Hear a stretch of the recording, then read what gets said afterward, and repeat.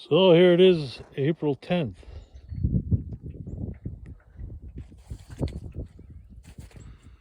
Still quite a bit of snow. Snow's going up. Wood's going down. Like this bank right here beside us is like 4 foot high and it is slippery as all hell out there. That's a 45-gallon drum right there. So we got a lot of melting to go. You don't see no bare patches of ground out there at all.